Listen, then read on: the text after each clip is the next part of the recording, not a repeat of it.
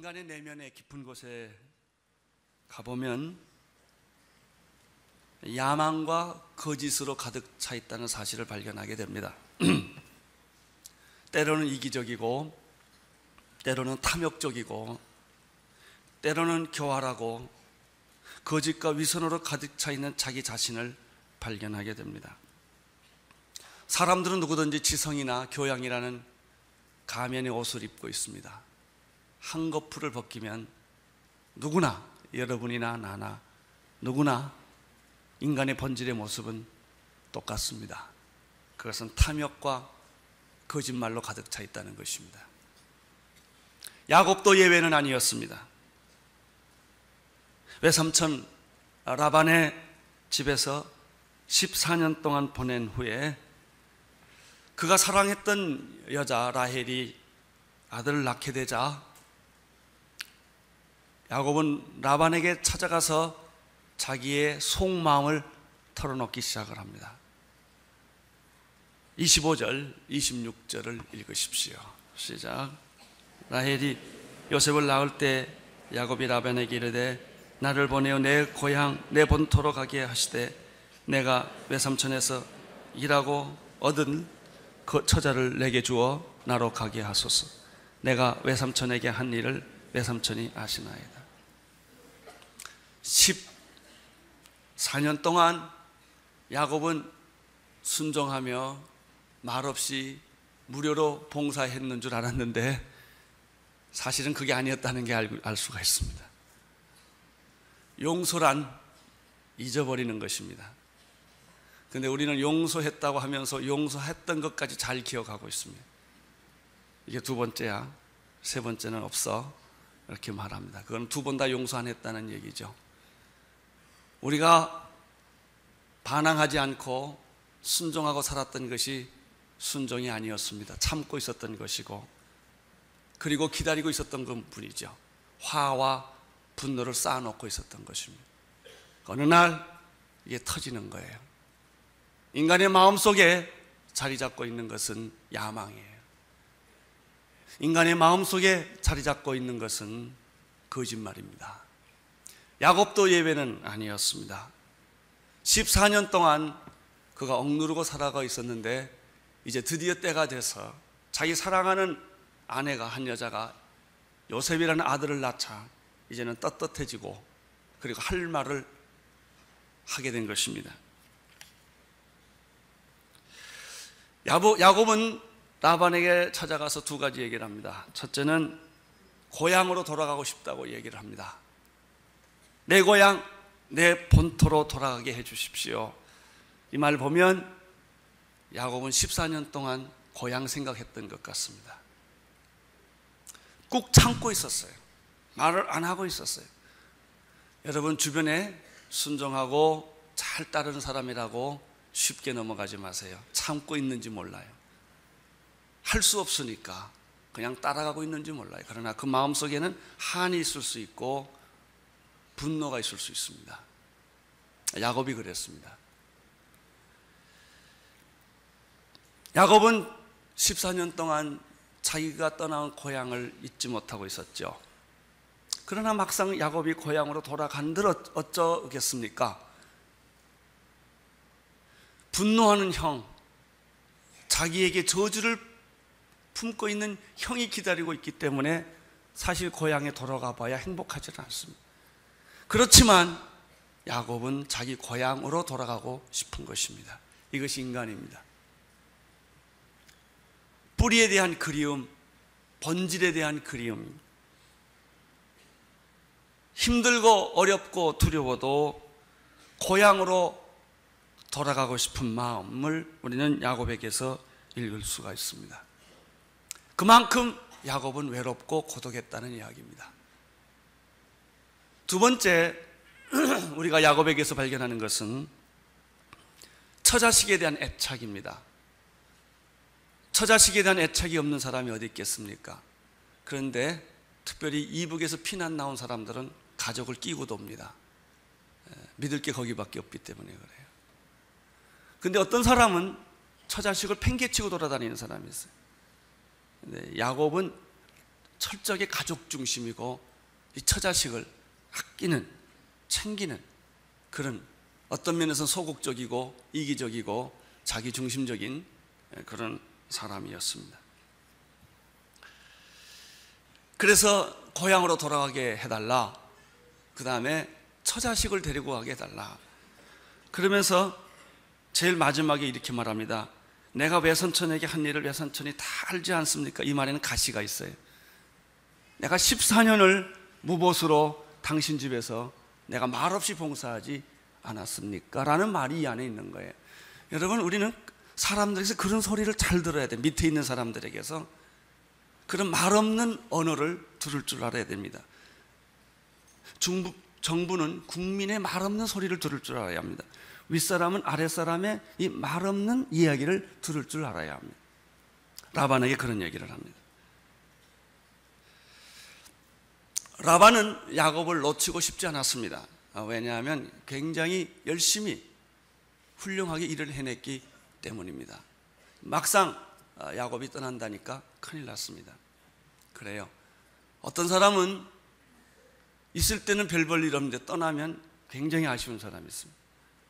또 어떤 사람은 있을 때는 꼭 필요한 것 같은데 떠나고 보면 없어도 되더라고요.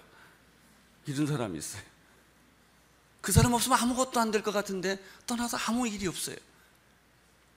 라반은 야곱이 없어진다고 생각하니까 문제가 된 거예요. 또 하나 이유가 있어요. 자기 딸을, 또 외손자를 자기 가까이 살고 싶은 거예요. 그런데 지금 이제 처자식 데리고 자기 옆을 떠난다니까 라반이 당황하게 된 것입니다. 그래서 라반이 야곱을 붙잡습니다. 떠나지 말라고. 27절, 28절입니다. 27절, 28절 읽으십시오. 시작. 라반이 그에게 이르되 여호와께서 너로 인하여 내게 복 주신 줄을 내가 깨달았노니 내가 나를 사랑스럽게 여기거든 유하라. 또 내 품삯을 정하라. 내가 그것을 주리라. 라반은 야곱에게서 또 하나 배운 게 있어서 떠난다니까 깨달은 게 있었어요. 그것은 야곱은 하나님의 축복을 몰아오는 사람이었다는 것이죠. 이렇게 말합니다. 하나님께서, 여호와께서 너로 인하여 내게 복 주신 줄을 내가 이제야 깨달았다. 어쩐지 라반이 잘 돼요. 그래서 그 이유를 가만히 생각해 보니까 야곱이 있는 데는 하나님의 축복이 있었다는 것이죠. 저는 이 말을 오늘 아침에 다시 생각해 보면 얼마나 참 좋은 말인지 몰라요. 나는 여러분들이 그런 말 듣게 되기를 바랍니다. 당신이 우리 직장에 오니까 우리 직장이 잘 됐다 이거예요. 어떤 사람은요, 그 직장 가자마자 그 직장을 부도내게 하는 사람이 있어요. 이런 사람이 아니고, 내가 그 직장을 갔더니 그 직장이 복받았더라. 내가 그 집에 시집 갔더니 그 집안이 복받았더라. 당신은 축복을 몰고 오는 사람이다. 당신은 하나님이 함께하는 그런 사람이었다. 요셉이 그런 사람이었습니다. 하나님이 당신 때문에 나를 축복해 줬구나. 그러니까 라반이 이 사람을 더 놓치기가 싫은 거예요. 우리 모두가 그런 사람 되면 얼마나 좋을까요? 내가 가는 교회마다 부흥하고, 내가 가는 동네도, 내가 살고 있는 이 민족도 복을 받는다면 얼마나 좋겠습니까? 야곱에게 그런 일이 있었다고 라반이 말을 합니다. 그래서 말합니다. 당신이 나를 사랑한다면 떠나지 말고 여기 있어라. 그러면서 라반이 제안을 합니다.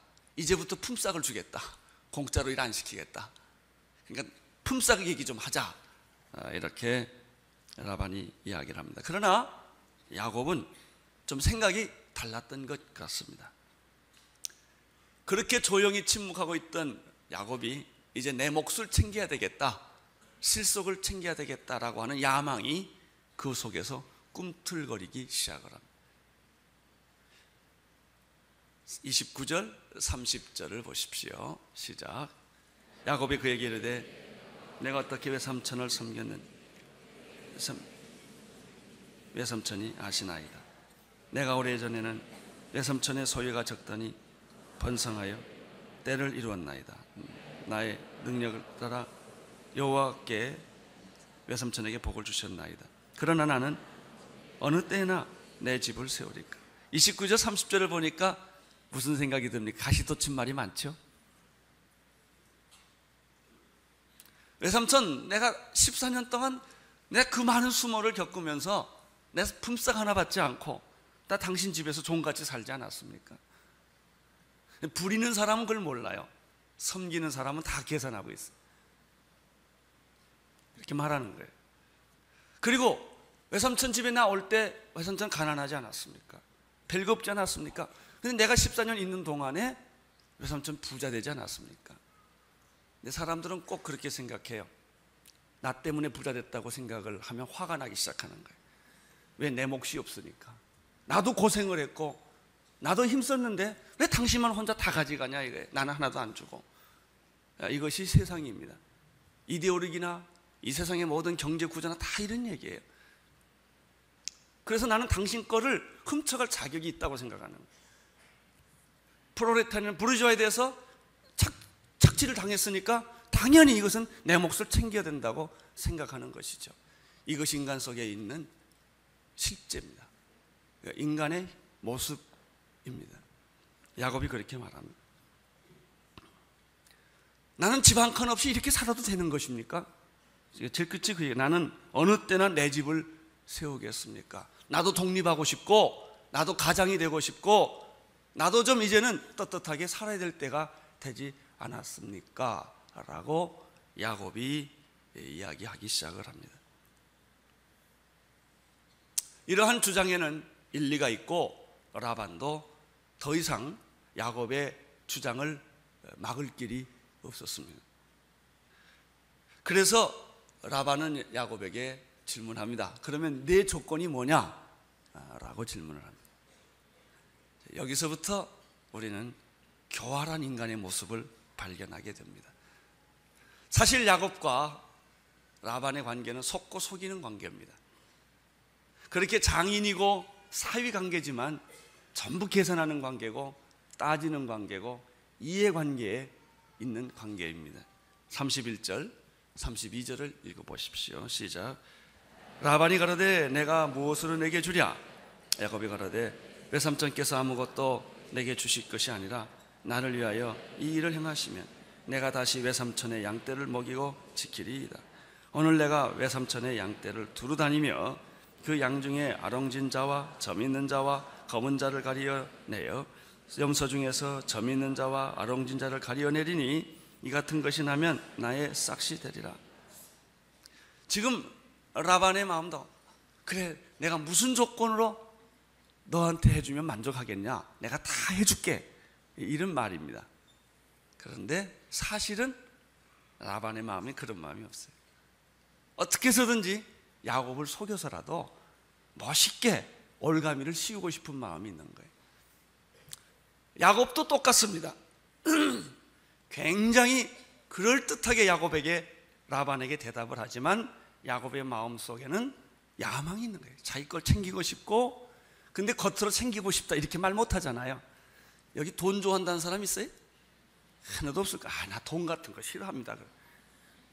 그러면서 우리는 돈을 계속 밑으로 주잖아요. 위로 못 주고. 그런 거예요.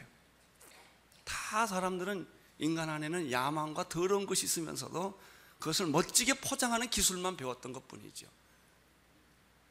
자, 여기서 라반이 말합니다. 내가 너에게 뭘 해줄까? 그랬더니 야곱을 보세요. 주실 거 아무것도 없습니다. 이렇게 말합니다. 아무것도 내게 주실 거 없습니다. 뭐 지금 내가 당장 뭐 달라는 것도 아닙니다. 야곱이 제안하는 조건은 아주 단순하고 간단한 거예요. 만약 외삼촌이 양떼를 내가 이거 다 더 키우겠는데 외삼촌의 양떼는 다 키워주겠는데 그 외삼촌의 양떼들 중에서 아롱진 것과 얼룩진 것과 검은 양이나 염소를 달라는 것도 아닙니다. 앞으로 새끼가 나면 그것만 나에게 주십시오.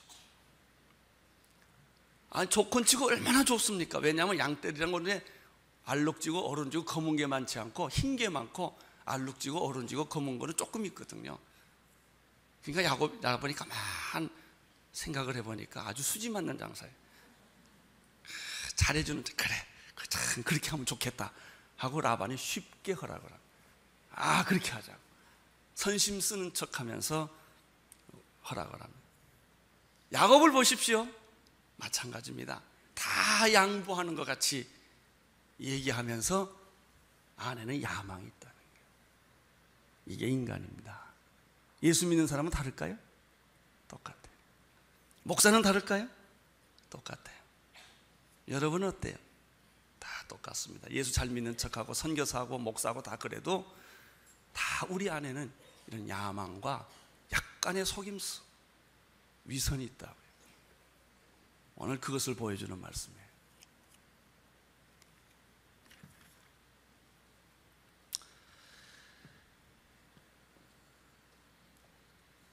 이 33절을 보면 야곱이 라반에게 한마디 더 합니다. 읽어주십시오. 후일에 외삼촌께서 오셔서 내 품삯을 조사하실 때 나의 의가 나의 표정이 되리이다. 내게 혹시 염소가 중 아롱지지 아니한 자나 점이 없는 자나 양 중 검지 않은 자가 있거든 다 도적질한 것으로 인정하십시오. 나는 절대 손 안 댈 겁니다. 다 와서 조사하십시오. 사실은 사위와 장인 관계가 신뢰 관계가 아니라는 걸 알 수 있어요. 믿는 척하면서 안 믿고요, 사랑하는 척하면서 뒤에서 뒤통수 치고요. 왜 그런 거 많잖아요. 겉으로 잘해주면서 뒤에서 힘들게 하는 그런 관계예요.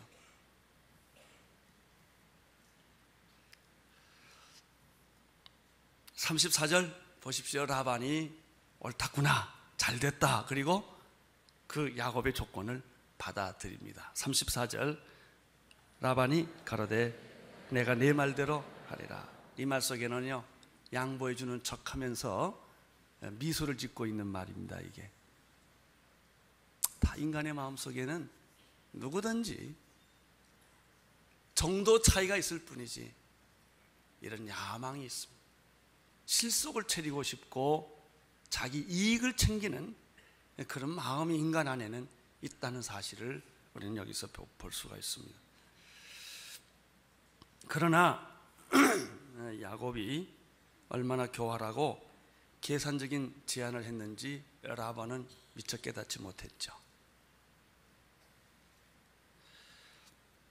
35절 36절을 보십시오. 드디어 라반의 진짜 속마음이 드러나기 시작을 합니다. 35절 36절을 읽으십시오. 시작.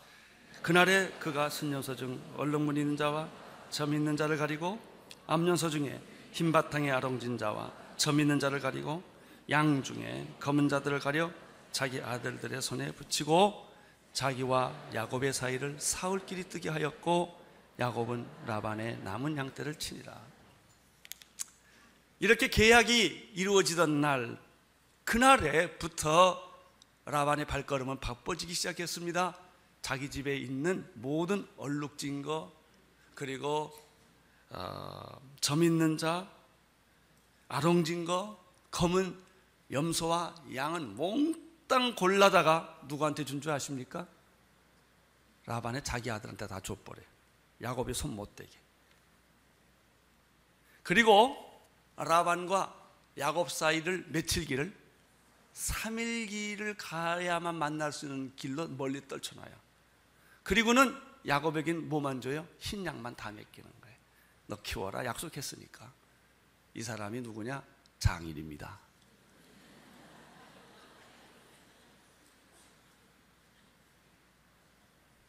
이 사람이 인간입니다. 그리고 여러분일 수도 있고 나일 수도 있습니다. 그런데 말은 굉장히 멋있게 합니다. 약속도 그럴듯하게 합니다. 어떤 경우는 20년 속고 30년 속습니다. 그것뿐이에요. 여러분, 얼룩진 것과 점 있는 것과 검은 게 있어야 교미를 해서 그게 그런 새끼가 나올 텐데 이걸 싹 몽땅 가져가 버리고 나니까 야곱은 할 방법이 없는 것입니다. 그러나 야곱에게서 오늘 배울 점이 하나 있어요. 이 불가능한 상황에서 야곱이 포기하지 않는다는 거예요. 야곱의 특징 중에 하나는 다시 시작한다는 것입니다. 그가 형 에서에게 쫓겨나고 아버지 집에 떠나서 정처 없이 나왔을 때 그가 하나님을 만납니다. 베델에서. 그리고 야곱은 다시 시작합니다. 그러다가 한 여자를 만났습니다.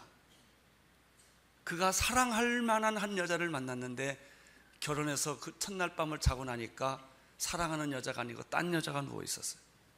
절망이 있었습니다. 분노가 있었고 그가 사기를 당한 것입니다. 결혼 사기죠. 그래도 야곱은 포기하지 않고 또다시 시작을 합니다. 그리고 오늘 보면 장인한테 또 속습니다. 그러나 야곱은 포기하지 않고 또다시 시작합니다. 우리가 여기서 배우는 게 있습니다. 하나님의 사람은 또다시 시작한다. 여러분, 사기당하셨습니까? 부도나셨습니까? 인생의 어려움을 겪었습니까? 또다시 시작하십시오. 불가능하지만 또다시 시작하십시오. 이 사람이 야곱이었습니다.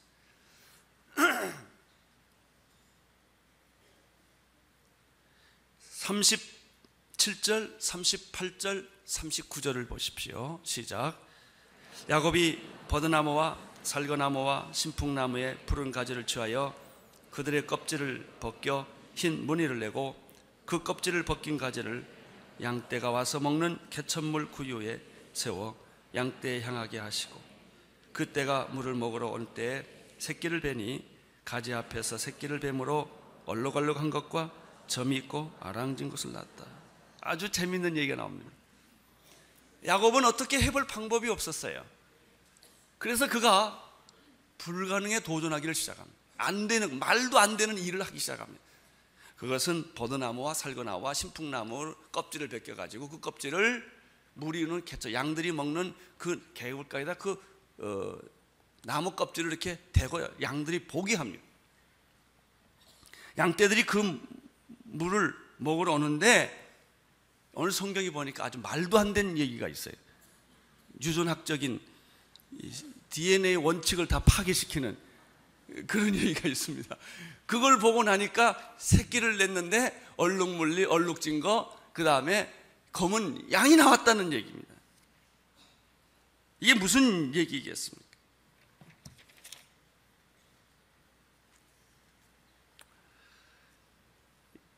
여기에 놀라운 하나님의 비밀이 있어요. 아니 어떻게 나무 껍질을 뜯어다가 그 양들이 먹는 물에다가 놓으니까 어떻게 얼룩진 거 그리고 검은 양 이런 양들이 태어나냐 말이죠. 야곱은 이렇게 해서 결국은 그런 양들을 얻기 시작했다고 하는 거예요. 이것은요 자연 섭리가 아니라 하나님의 기적입니다. 어떤 때는 자연 섭리가 있어요. 어떤 때는 하나님의 기적이 있습니다. 구약에 이스라엘 백성들 이끌고 간 모세가 광야를 가서 불순종함으로 말미암아 사람들이 다 독사에 물려 죽게 된 적이 있었습니다. 다 죽게 됐습니다. 사람들은 아우성입니다. 지도자인 모세는 하나님께 기도합니다. 어떻게 하면 좋습니까? 그랬더니 내 지팡이에 구리뱀을 들어라 이거예요. 누구든지 이 구리뱀을 본 자는 살 것이고 구리뱀을 보지 않는 자는 죽을 것이다. 이게 말이나 됩니까? 아니 독사의 도구로 죽게 된 사람에게는 해독제를 줘야지 어떻게 구리뱀을 보면 살아납니까? 하나님이 이렇게 가르쳐 주신 거예요. 모세한테. 모세가 지팡이에다가 구리뱀을 들었습니다. 누구든지 이 구리뱀을 보면 살 것이다. 그 이야기를 듣고 있었던 이스라엘 백성들, 독사에 지금 죽게 된 사람들에게는 두 가지 반응이 있었어요. 아주 상식적이고 합리적인 사람들은 말도 안 되는 소리 하지도 말라. 무슨 약을 줘야지 이 구리뱀을 본다고 사냐? 그리고 안 본 사람은 다 죽었다는 거예요. 무식하게 지푸라기도 잡는 심정으로 그 구리뱀을 본 사람들은 다 살았다는 얘기예요. 더 놀라운 사실은 예수님께서 요한복음 3장 14절, 15절, 16절, 17절에서 이 이야기를 인용하면서 자기 십자가를 얘기했다는 것입니다. 요한복음 3장 14절에서 모세가 광야에서 뱀을 든 것 같이 인자도 들려야 하리니 이는 저를 믿는 자마다 영생을 얻게 하려 하심이라. 하나님이 세상을 이처럼 사랑하사 독생자를 주셨으니 이는 저를 믿는 자마다 멸망치 않고 영생을 얻게 하려 하심이라. 하나님이 그 아들을 보내신 것은 세상을 심판하러 하심이 아니요 저로 말미암아 세상을 구원을 받게 하려 하심이라. 생각해 보세요. 2000년 전에 죽은 한 사람을 믿으면 영생 얻고 구원받는다. 이게 말이 돼요? 이건 독사에 물린 사람이 구리뱀을 보면 살아난다는 거하고 똑같은 거예요. 예수님이 그랬어요. 그 당시에 구리뱀을 보고 살아났던 것처럼 지금도 십자가에 못 박혀 돌아가신 예수 그리스도를 믿는 사람은 영원한 생명을 얻을 것이고 그 피로 내 죄가 사함을 받을 것이다. 이렇게 말씀하셨습니다. 그래요. 예수 안 믿는 사람 입장이 충분히 이해돼요. 아니, 어떻게 예수 믿으면 구원받아요? 우리야 믿으니까 망정이지요. 가만 생각해 보세요. 2000년이 죽은 이스라엘 나사렛에 태어난 한 청년의 죽음을 믿고 그것도 부활했다고 믿고 그 이름을 믿으면 2000년 지난 지금 내가 천국 가고 하나님의 자녀가 된다는 이 주장을 사실 믿는다는 게 쉬운 일이 아니에요. 그러니까 믿는 우리가 좀 이상한 거죠. 가만 생각해 보세요. 근데 그게 믿어지거든요. 그리고 이게 사실이고요. 그래서 모세가 뱀을 든 것을 이야기를 한 겁니다. 마찬가지입니다. 누구든지 구리뱀을 본 자들은 다 살아날 것이다. 누구든지 예수 그리스도 이름을 부르는 자는 구원을 얻을 것이다. 천하 인간의 구원을 얻을 만한 다른 이름을 우리에게 주신 일이 없으시다고 사도행전 4장 12절에 말씀하고 있죠. 예수 외에는 구원이 없다는 거예요. 이 말처럼 독선적이고 이 말처럼 우리에게 부담을 주는 말이 어디 있어요? 다른 종교도 믿고 예수도 믿고 석가도 믿고 위대한 성현들도 믿고 예수도 믿고 이렇게 말하면 참 부담이 없을 텐데 예수만 믿어야 구원을 얻는다니 이게 얼마나 우리에게 부담스러운 얘기예요. 그러나 진리는 부담스러운 거예요.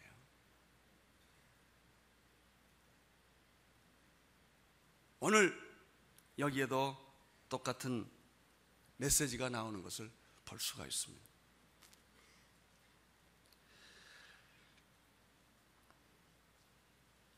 양과 염소들 그 얼룩진 나무에 젖어 있는 그물을 먹을 때 하나님은 자연 섭리가 아니라 DNA 법칙이 아니라 하나님의 기적으로 얼룩진 양들과 얼룩진 염소들과 검은 양들과 검은 염소를 주셨다는 사실입니다. 할렐루야.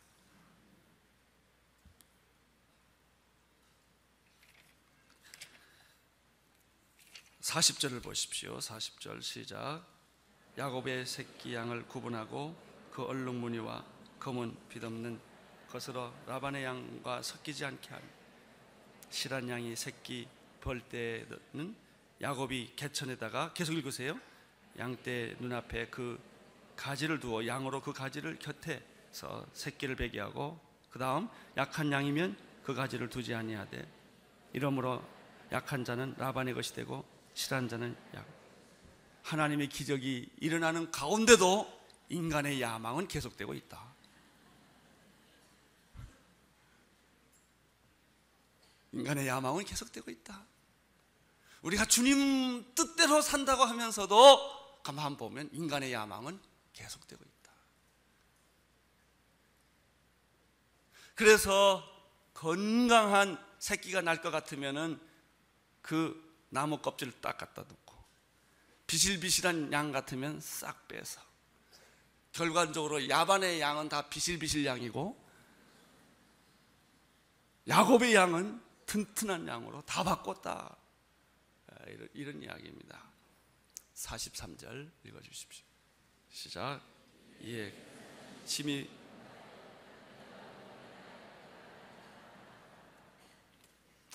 여러분, 이것이 하나님의 사랑입니다. 이것이 하나님의 선택입니다. 이것이 하나님의 약속입니다. 야곱 같은 나,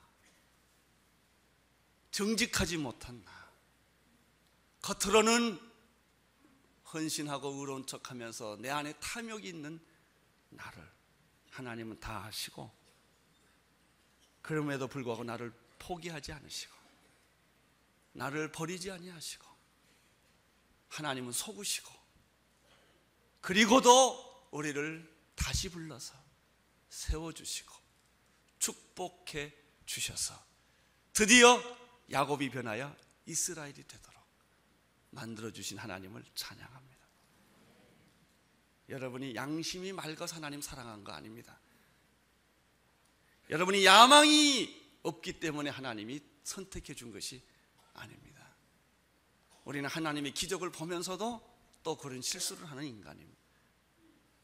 그렇지만 하나님은 나를 제사장의 가슴에 보석으로 박으시고 대제사장이신 예수 그리스도의 어깨와 가슴에 나를 두시고 하나님의 형상에 이르기까지, 예수 그리스도의 장성한 분량에 이르기까지 나를 고치시고 변화시키시고 새롭게 하시는 하나님을 발견하게 됩니다.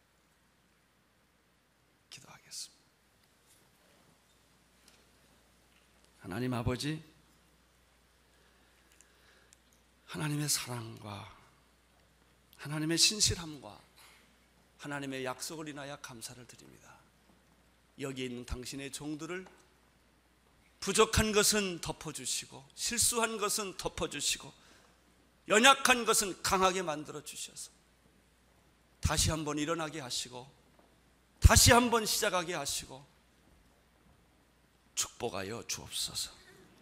예수님 이름으로 기도드립니다. 아멘.